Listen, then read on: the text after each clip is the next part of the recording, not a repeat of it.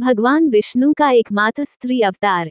देवताओं का कार्य सिद्ध करने वाले भगवान विष्णु ने अत्यंत अद्भुत, अत्यंत मनमोहक, अवर्णनीय स्त्री रूप धारण कर लिया।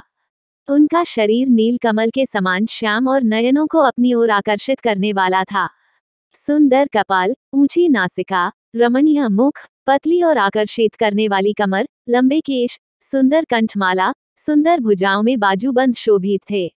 समुद्र मंथन के समय जब असुरों की दृष्टि अमृत कलश पर पड़ी तब असुरों ने अमृत कलश छीन लिया और देवताओं का मन विषाद से भर गया। तब सभी देवता भगवान जी की शरण में गए और देवताओं की करुण पुकार सुनकर भक्त वत्सल भगवान ने देवताओं से कहा, मैं तुम्हारा कार्य अवश्य ही सिद्ध करूंगा।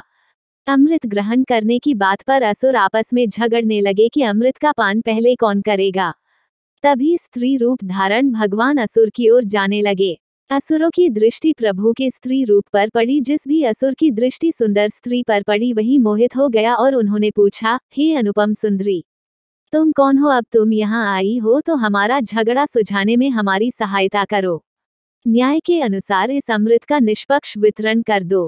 प्रभु ने रहस्यपूर्ण भाव से हंसकर अमृत कलश स्वीकार किया। मोहिनी ने अपने मोहक रूप हाव भाव से सबका मन अपने वश में कर लिया और असुरों को अटखेलियां दिखाते हुए देवताओं को अजर अमर करने वाला अमृत का पान करवाने लगे। असुर शांत चित्त से मोहिनी को देखते रहे। उन्होंने झगड़ा नहीं किया क्योंकि उन्हें कुछ भी ज्ञान नहीं था। वे सभी मोहित अवस्था में थे। जिस समय भगवान देवताओं को अमृत पिला रहे थे उस समय राहु नामक दैत्य सुर रूप धारण कर देवताओं की पंक्ति में आ बैठा और अमृत पान करने लगा। तो सूर्य और चंद्रमा ने उसको देख लिया और मोहिनी रूपधारी भगवान ने उसी क्षण अपने चक्र से राहु का सिर काट डाला, क्योंकि उसके मुख से अमृत कंठ से नीचे ना उतार पाए किंतु उसका मुख अमर हो गया। इसी कारण ब्रह्माजी ने उसे ग्रह बना दिया और उसी वैर का बदला लेने के लिए वह पूर्णिमा और अमावस्या को दोनों पर हमला करता है।